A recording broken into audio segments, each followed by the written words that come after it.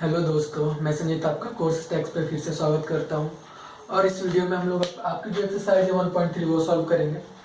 तो exercise 1.3 solve करने से पहले मैं आपको एक चीज़ बताना चाहूँगा जो हम ये अप्लाई करेंगे इस एक्सरसाइज में। ये है कि अगर if p is a prime number, कह रहा है कि अगर कोई p प्राइम नंबर है, जैसे 2, 3, 5 ये प्राइम नंबर्स हैं, and p divides a square, अगर p किसी नंबर जैसे 6 स्क्वायर हो गया या 7 स्क्वायर इसको डिवाइड कर रहा है, देन p डिवाइड्स a, अगर 6 स्क्वायर को डिवाइड कर रहा है ये p, तो ये जो p होगा ये 6 को भी डिवाइड करेगा। तो आइए समझते हैं कैसे डिवाइड करेगा। इसके लिए हम लोग एग्जांपल लेंगे क्यों, और ये प्राइम नंबर ही क्यों होगा ये भी समझेंगे, और कैसे डिवाइड करेगा ये भी समझेंगे।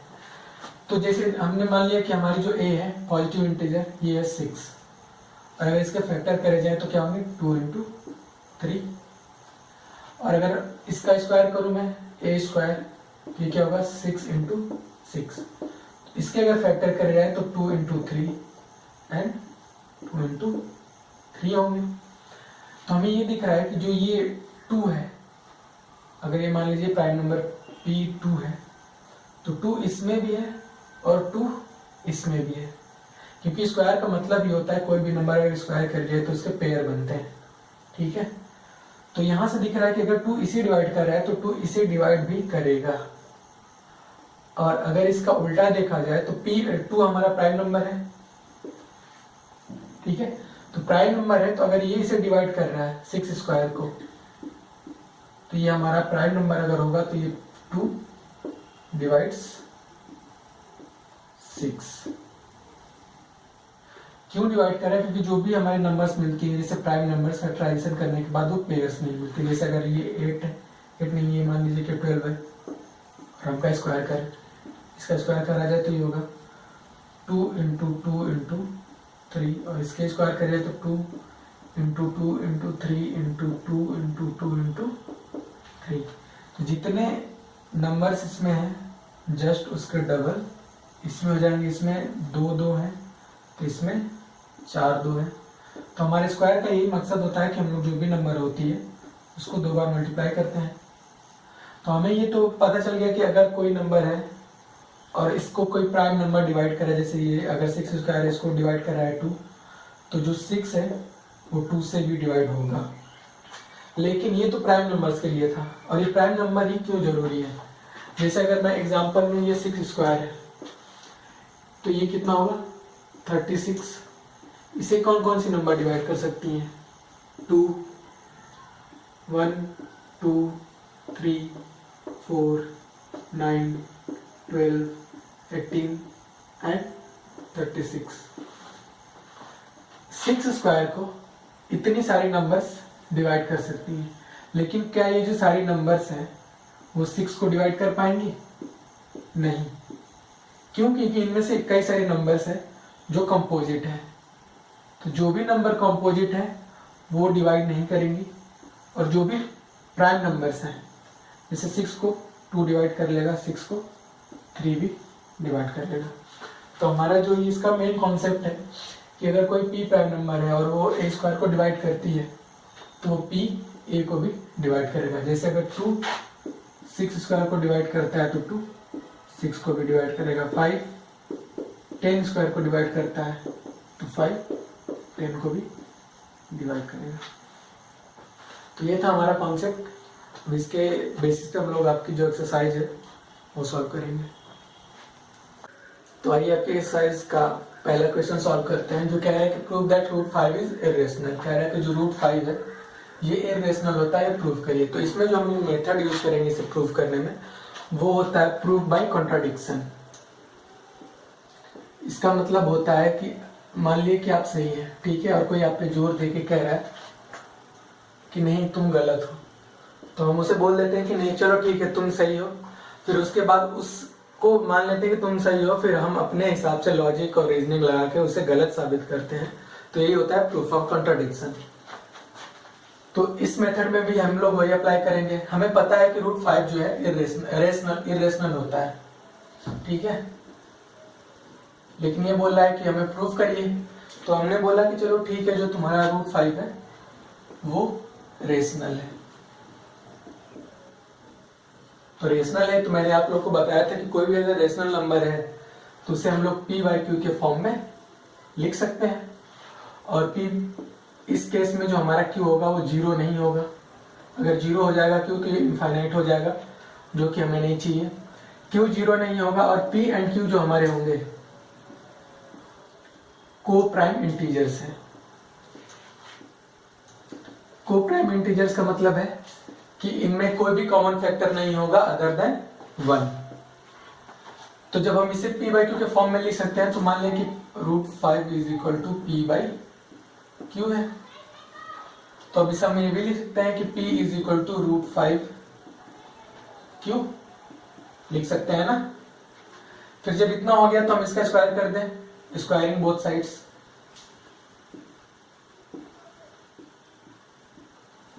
जब हम इसका स्क्वायर करेंगे तो क्या हो जाएगा, p square is equal to 5 multiplied by q square. अब देखो ये हमारा q इंटीजर था और इसका स्क्वायर करेंगे तो ये भी एक इंटीजर होगा और ये 5 इससे मल्टीप्लाइड है। तो जैसे मान लें कि हमारा 6 है, ये 2 है और 3 है, ये इंटीजर है, ये भी इंटीजर है। 2 3 से मल्टीप्लाइड है, तो इसका मतलब क्या है कि ये 2 जो है इज अ फैक्टर ऑफ 6। और अगर फैक्टर है तो इसका मतलब है कि 2 इसे डिवाइड करता है। उसी तरह देखा जाए तो इसमें p 5 मल्टीप्लाई स्क्वायर जो है 5 मल्टीप्लाइड बाई क्यू स्क्वायर है। तो इसके हिसाब से हम लोग कह सकते हैं कि 5 is a factor of p square. इसका मतलब क्या होगा कि 5 डिवाइड्स p स्क्वायर। लेकिन जो अभी मैंने आप लोग को एक्सरसाइज शुरू होने से पहले बताया था कि अगर कोई प्राइम नंबर p हमारा प्राइम नंबर है, prime number divides p square या कोई भी किसी नंबर के स्क्वायर को डिवाइड करता है तो उस नंबर को भी डिवाइड करेगा। तो यहां से हमें मिल जाएगा कि 5 डिवाइड्स p। अब कोई भी नंबर किसी नंबर को डिवाइड करती है, जैसे मान लिया 24 को डिवाइड करता है हमारा 2, ठीक है। तो हम इसे लिख सकते हैं 2 मल्टीप्लाइड बाई x, और अगर x की वैल्यू निकाली जाए तो 12 होगी। लेकिन इस केस में हमें p नहीं पता कि ये 20 है, 25 है, 30 है, क्या है। लेकिन ये 5 हमारा फैक्टर है और ये इंटीजर है, तो हम लिख सकते हैं p is equal to 5 multiplied by m, और m क्या होगा, इज एन इंटीजर। ठीक, ये कहां से आया, अगर ये फैक्टर है तो कोई नंबर ऐसी होगी जिससे मल्टीप्लाई करने पे ये नंबर मिलेगा। जैसे ये 24 था, 2 इसका फैक्टर है, 2 में कोई ऐसी नंबर होगी जिसे मल्टीप्लाई करने पे हमें 24 मिलता है। तो इस केस में हमारा x 12 है। इस केस में हमें ये नहीं पता कि ये नंबर कौन सी है, तो हम एक इंटीजर मान लेंगे जो कि इसका एक फैक्टर हो, ठीक है, और वो इंटीजर हो। तो ये हमें मिल गया।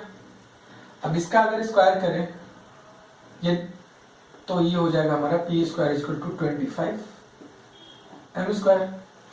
और ये जो इक्वेशन है इसे हम 1 मान लेते हैं, ठीक है। p स्क्वायर इसमें भी है, p स्क्वायर इसमें, अगर हम इसे पुट कर दे इसमें तो क्या हो जाएगा, 25 m square is equal to 5 q square. 5 से 25 कटेगा तो क्या हो जाएगा, 5 m square is equal to q square. इतना हमें मिल गया। अब ये वही केस होगी, ये केस, सॉरी, इस केस में क्या था कि q ये सब ये भी लिखते हैं q square equal to 5 m square. इस केस में था कि p square is equal to 5 into q square, और इस केस में q square equal to 5 into m square. ये m इंटीजर है, ये भी इंटीजर है, तो जैसे हमने यहाँ पे ये लिखा था और ये लिखा था, तो यहाँ पे भी लिख सकते हैं कि जो हमारा 5 है वो p को q को डिवाइड करता है। इस केस में देखा जाए तो 5 is a factor of q square, मतलब 5 डिवाइड्स q स्क्वायर, और ये प्राइम नंबर है, q के स्क्वायर को डिवाइड करता है, तो 5 डिवाइड्स q, ठीक है। डिवाइड्स q का मतलब हो गया कि 5 is a factor of q। बस यही 2 लाइन थी। एक लाइन ये 5 is a factor of q, इधर 5 is a factor, sorry 5 divides p, इसे हम लोग लिख सकते हैं 5 is a factor of p। इन दोनों लाइंस को देखिए और ये लाइन पढ़िए। P and Q are prime integers, coprime integers. हमने ये बोला था कि को प्राइम इंटीजर्स है P and Q। इसका मतलब ये होता है कि P और Q के बीच में कोई भी एक के अलावा इंटीजर कॉमन नहीं होगा। लेकिन हमने अपने प्रूफ में ये दिखाया कि 5 Q का भी फैक्टर है और 5 P का भी फैक्टर है। तो इन दोनों स्टेटमेंट से हमें मिलता है कि जो हमने ये माना था ये गलत था। और ऐसा क्यों हो रहा है? क्योंकि आवर अजम्पशन वाज रॉन्ग। और अजम्पशन दैट, हमारा जो अजम्पशन था कि that root 5 is rational is wrong. और अगर रॉन्ग है ये तो इसका मतलब क्या है कि रूट 5 इर्रेशनल है।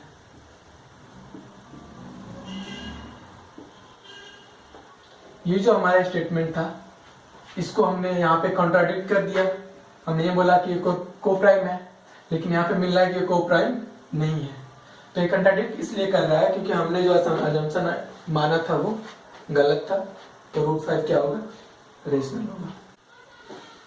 तो हम लोग सॉल्व करते हैं आपकी एक्सरसाइज का दूसरा क्वेश्चन, जिसमें कह रहा है कि ये प्रूव करिए कि 3 plus root 5 2 root 5 is irrational.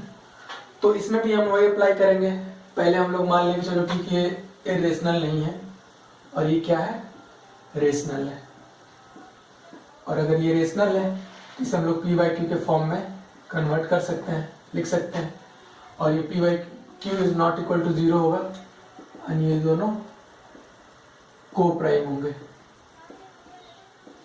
ठीक, तो अगर इसे हम लोग रेशनल माना है हम लोगों ने, तो इसे हम लिख सकते हैं 3 plus 2 root 5 is equal to p by q. तो इसे हम लोग इधर भेज सकते हैं 2 root 5 is equal to p by q minus 3। इसके नीचे मान लिया कि अगर हम ये करें तो क्या हो जाएगा? q p minus 3q। ठीक, और 2 रूट 5 और 2 को अगर नीचे भेज दें तो क्या हो जाएगा? 2 root 5 is equal to p minus 3q upon 2q। अब p हमारा, p एंड q दोनों क्या इंटीजर है? p हमारा इंटीजर है, q हमारा इंटीजर है। और जब भी दो इंटीजर्स का सम होगा तो यह इंटीजर आएगा या 0 आएगा। ठीक है, तो वो भी इंटीजर ही होगा, ये भी इंटीजर ही होगा। और जब भी इंटीजर अपॉन इंटीजर होगा तो हमारी नंबर क्या होगी? रेशनल होगी। तो ये पार्ट तो हमें रेशनल मिल रहा है, लेकिन ये हमें पता है कि रूट 5 इर्रेशनल होता है। तो ये रेशनल है और ये इर्रेशनल है। ऐसा इसलिए हो रहा है कि जो हमने अजम्पशन करा था, हमारा जो ये अजम्पशन था कि जो ये 3 प्लस 2 रूट 5 रेशनल है, ये गलत है। तो ये कंट्राडिक्शन आ रहा है। क्यों हो रहा है? क्योंकि हमने जो अजम्पशन लिया था वो गलत था। तो यहाँ पे क्या हो जाएगा कि ये जो नंबर थी हमारी इर्रेशनल हो जाएगी।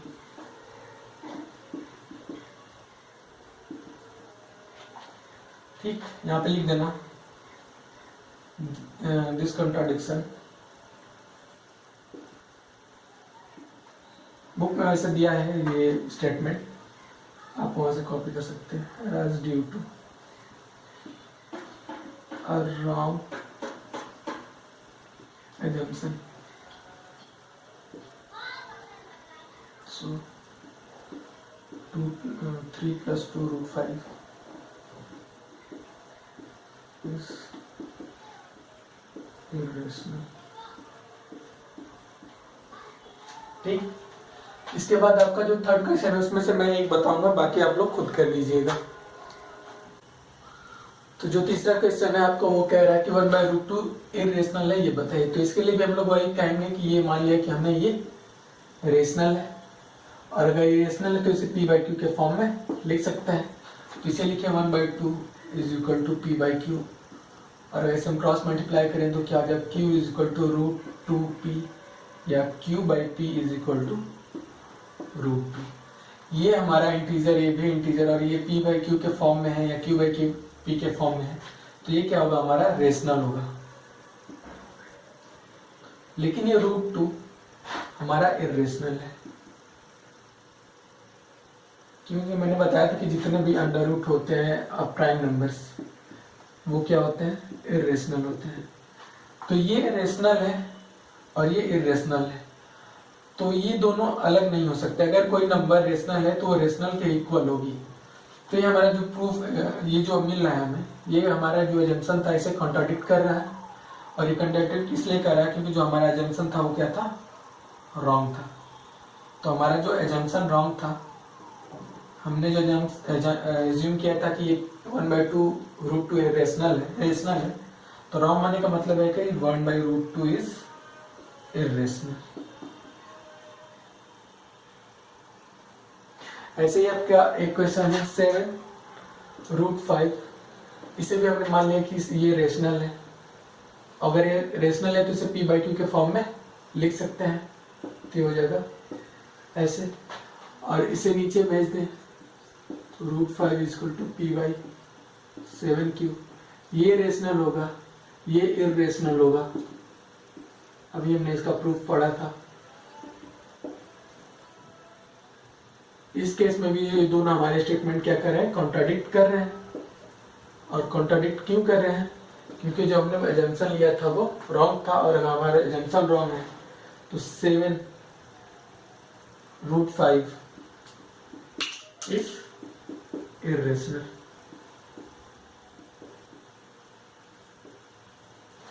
ये थी हमारी एक्सरसाइज नंबर 3। इसके बाद हम लोग सॉल्व करेंगे एक्सरसाइज 1.4। तो अब हम लोग सॉल्व करेंगे आपकी एक्सरसाइज 1.4 के क्वेश्चंस। और आपका जो पहला क्वेश्चन है उसमें कह रहा है कि identify terminating and non terminating, repeating, sorry non terminating और रिपीटिंग कुछ भी हो सकता है, decimal without long division method. कह रहा है कि बिना लॉन्ग डिवीजन मेथड परफॉर्म किए ही हमें ये बताना है कि कौन से टर्मिनेटिंग है और कौन से नॉन टर्मिनेटिंग है। तो जो आपका पहला क्वेश्चन है दिया है, जिसमें पहले में पहला 13/3125। मैंने बताया था कि अगर बेसिक्स पढ़े होंगे तो उसमें मैंने बताया था कि अगर कोई भी नंबर टर्मिनेटिंग है या नॉन टर्मिनेटिंग है, उसके लिए हम लोग करते हैं जो हमारा ये अगर p/q के फॉर्म में है तो ये हमारा जो q है इसके फैक्टर्स निकालते हैं। और अगर इसके फैक्टर्स में या तो 2 के केवल फॉर्म हो या 5 के मल्टीपल्स हो या इन दोनों के मल्टीपल्स हो, अगर ये हो तो जो भी हमारी नंबर होगी वो टर्मिनेटिंग होगी। लेकिन उससे पहले हमें ये देखना होगा कि ये दोनों को प्राइम है, इनके बीच में कोई भी प्राइम नंबर कोई भी फैक्टर तो नहीं है जो एक से अलग हो। तो यहाँ पे देखा जाए तो इसमें 13 है और इसके अगर फैक्टर करे जाए तो 3,1,2,5 इज इक्वल टू लिखा जाए तो ये होगा 5, 5, 5, 5 एंड 5, 25, 125, 625 है 3,1,2,5। तो इसमें देखा जाए तो ये 5 है केवल और इसमें 13 है, तो इसमें कोई भी कॉमन फैक्टर नहीं है। और अगर टर्मिनेटिंग और नॉन टर्मिनेटिंग का कॉन्सेप्ट याद करें तो उसमें हमें ये था कि या तो 2 के फैक्टर मल्टीपल्स हो या 5 के मल्टीपल्स हो या 2 एंड 5 दोनों के मल्टीपल्स हो, इनके अलावा कुछ ना हो। तो इस क्वेश्चन में जो हमें मिल रहा है इसमें जो हमारा क्यू है इसमें केवल 5 के ही फैक्टर्स हैं, तो ये क्या हो जाएगा, हमारा टर्मिनेटिंग हो जाएगा। और अगर आपसे क्वेश्चन में ये पूछ देता कि आफ्टर हाउ मेनी डेसिमल ये टर्मिनेट करेगा तो कितने डेसिमल बाद, 1, 2, 3, 4 एंड 5, तो यहाँ पे लिख सकते थे 5 डेसिमल डिजिट्स के बाद ये टर्मिनेट कर लेगा। ऐसे ही आपका जो नेक्स्ट क्वेश्चन है वो है 17/8। तो इन दोनों में भी कुछ कॉमन नहीं है। अगर 8 के फैक्टर कर लें तो क्या होगा, 2 × 2 × 2। इसमें केवल 2 के फैक्टर्स हैं तो ये भी क्या होगा, टर्मिनेटिंग होगा।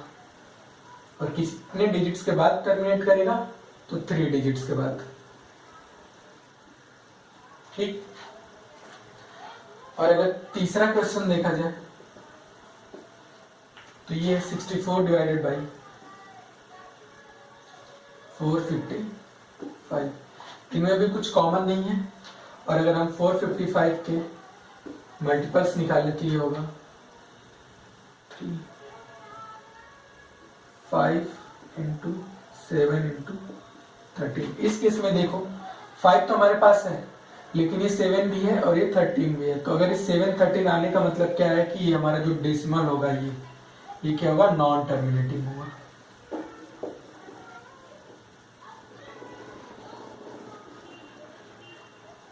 नॉन टर्मिनेटिंग का मतलब क्या होगा कि इनमें एक पैटर्न मिलेगा कि जो कि रिपीट करता रहेगा। ऐसे ही आप सारे जो भी क्वेश्चन दिए गए हैं उनके फैक्टर्स करेंगे, क्यू के फैक्टर्स करेंगे और देखेंगे कि कौन टर्मिनेटिंग है और कौन नॉन टर्मिनेटिंग है। और मैंने आपको कई बार बोला कि ये दोनों में से कोई भी कॉमन नहीं होना चाहिए, तो उसका एक एग्जांपल देख लेते हैं आपकी एक्सरसाइज से। जो ये क्वेश्चन नंबर 1 है इसका लास्ट, उसमें देखा जाए तो दिया है 77 डिवाइडेड बाई 210। और अगर हम ये ना देखें कि इसमें कुछ कॉमन है नहीं और हम 210 का फैक्टर्स करें तो ये हो जाएगा 2 इंटू 5 सॉरी 3 इंटू 5 इंटू 7। और आप ये कह देंगे कि इसमें 5 भी है 3 भी है, सॉरी 7 भी है और 3 भी है, तो ये नॉन टर्मिनेटिंग होगा। लेकिन अगर देखा जाए तो ये क्या होगा, इन दोनों में 7 है तो इन्हें हम लोग डिवाइड काट भी सकते हैं 7 से, तो क्या आ जाएगा 11 और ये हो जाएगा 30, 11/30। तो अभी भी इस केस में देखा जाए तो 30 के जो फैक्टर्स होंगे 2 इंटू 3 इंटू 5 और ये क्या हो जाएगा, अभी भी ये नॉन टर्मिनेटिंग है। अगर ये 77 डिवाइडेड बाई 210 है, ठीक है, इसमें अगर 3 से भी मल्टीप्लाई हुआ होता तो ये क्या हो जाता 231 डिवाइडेड बाई 210। और अगर हम इसमें ध्यान ना देते कि ये दोनों में कुछ कॉमन है या नहीं, तो हम अगर 210 के फैक्टर करते तो ये होता 2 इंटू 3 इंटू 5 इंटू 7, ठीक। और इतना हो जाने पे हम डायरेक्टली अगर ध्यान ना देते तो लिखते कि ये नॉन टर्मिनेटिंग है, लेकिन ये टर्मिनेटिंग है। और टर्मिनेटिंग क्यों है कि अगर हम चाहें तो इसे डिवाइड करें तो क्या हो जाएगा, 3 से डिवाइड करा तो 77/30 होगा, सॉरी 70 होगा, और फिर 7 से डिवाइड करेंगे तो ये हो जाएगा 11 डिवाइडेड बाई 10। तो ये जो हमारा पी बाई क्यू के फॉर्म में है, जिसमें क्या है कि ये दोनों एक दूसरे के को प्राइम है। और अगर को प्राइम है तो अगर 10 के फैक्टर करे जाए तो क्या होगा 2 इंटू 5 और क्या होगा कि ये डेसिमल टर्मिनेट होगा। और कितने डिजिट्स के बाद टर्मिनेट होगा, तो मैंने बोला था कि अगर दोनों इक्वल हो तो दोनों में से किसी एक को मान लो, तो ये अगर देखा है तो इसे 1.1 लिख सकते हैं और ये कितने डिजिट के बाद टर्मिनेट होगा 1 डिजिट। तो आई होप आप लोगों को समझ में आया होगा। और अब आपका जो दूसरा क्वेश्चन है वो सॉल्व करते हैं। तो जो आपकी एक्सरसाइज है उसका दूसरा क्वेश्चन कह रहा है कि दूसरे क्वेश्चन में कह रहा है कि जितने भी क्वेश्चन नंबर 1 में डेसिमल जो टर्मिनेट हो रहे थे उनके क्या करना है कि डेसिमल एक्सपेंशन लिखने हैं। तो आइए देखते हैं। जैसे आपका एक क्वेश्चन मैं अगर लूँ तो ये है 23 डिवाइडेड बाई 2 क्यूब इंटू 5 का स्क्वायर, ठीक है। ये टर्मिनेटिंग है क्योंकि इसमें केवल 2 और 5 के ही फैक्टर्स हैं। तो अगर मैं इसे लिखूं तो इसे लिख सकता हूँ 8 इंटू 25 या ये हो जाएगा 200। तो हमें जब भी अगर टर्मिनेटिंग डेसिमल लिखने हैं तो कितने जो क्या क्या आएंगे उसमें, उसके लिए हम लोग लॉन्ग डिवीजन परफॉर्म करते हैं। मैं 1 2 बता दूंगा, बाकी सारे आप खुद कर लेंगे। तो इस केस में हम लोग क्या करेंगे, नहीं जाएगा तो डेसिमल बढ़ाएंगे, 1 टाइम में जाएगा 200, इधर होगा 30 एक डेसिमल है, फिर 1 टाइम में जाएगा 200, ये कितना हो जाएगा 100, फिर 0 बढ़ाया हमने और ये हो जाएगा 5 टाइम में, तो ये हो जाएगा 1000 और ये हमारा कंप्लीटली डिवाइड हो जाएगा। तो जो भी हमारा डेसिमल एक्सपेंशन है ये हो। तो जो आपकी एक्सरसाइज का थर्ड और लास्ट क्वेश्चन है वो बोल रहा है कि इनमें से किनको पी बाई क्यू के फॉर्म में कन्वर्ट किया जा सकता है, और अगर पी बाई क्यू के फॉर्म में कन्वर्ट किया जा सकता है तो उसमें जो क्यू होगा, अगर हमने इन तीनों में से जिसको भी पी बाई क्यू के फॉर्म में कन्वर्ट किया जा सकता है तो इस क्यू के बारे में क्या कह सकते हैं हम। तो देखिए ये जो पहला है ये क्या हो रहा है कि टर्मिनेट हो रहा है, तो टर्मिनेटिंग है तो इसे हम लोग पी बाई क्यू के फॉर्म में लिख सकते हैं। और टर्मिनेटिंग है तो जो इसके क्यू के फैक्टर्स होंगे या तो 2 के फैक्टर्स होंगे या 5 के फैक्टर्स होंगे, तो हम इसके बारे में लिख सकते हैं कि क्यू हैज आइदर 2 और 2 की पावर m और 5 की power n as its factors, ठीक। और इस केस में देखिए इसमें हमें कोई पैटर्न नहीं मिल रहा है जो कि फिक्स्ड हो, मतलब अगर ये 0.120 है तो अगला भी 120 ही होना चाहिए। लेकिन इस केस में क्या है कि 120 है, फिर ये 1200, फिर 12000 और यहाँ पे 1240। तो हमें कोई भी फिक्स पैटर्न नहीं मिल रहा, तो इसे हम लोग क्या कहेंगे कि पी बाई क्यू के फॉर्म में कन्वर्ट नहीं किया जा सकता। तो जब पी बाई क्यू के फॉर्म में कन्वर्ट ही नहीं किया जा सकता तो क्यू के बारे में कुछ कह ही नहीं सकते हम लोग। तो ये जो है अब ये तीसरा क्वेश्चन है, इसमें हमारा रिपीटिंग है। तो मैंने बताया था कि इसे कन्वर्ट कर सकते हैं पी बाई क्यू के फॉर्म में। और रिपीटिंग होने का मतलब क्या है कि इसमें जो क्यू के फैक्टर्स हैं, जो भी फैक्टर होंगे उनमें क्या होगा कि अदर देन 2 और 5 भी होंगे। मतलब जैसे अगर मैं बताऊं 2/3 तो ये होता है 0.666, ऐसे हम लोग 0.6 की बार लिखते हैं। तो इसमें क्या होता है कि 2 के अलावा अगर ये 30 होता तो इसको 0.06 की बार लिखते हैं, 0606। ठीक, तो इस केस में क्या होता है कि हमारे पास 2 भी होता, 3 भी होता एंड 5 भी होता। 3 होने की वजह से ये हमारा क्या होता कि ये नॉन रिपीटिंग होता है, टर्मिनेट नहीं होगा लेकिन रिपीटिंग होगा, टर्मिनेट नहीं होगा लेकिन रिपीट करेगा। और टर्मिनेट ना रिपीट होने की वजह से हम लोग पी बाई क्यू के फॉर्म में लिख सकते हैं।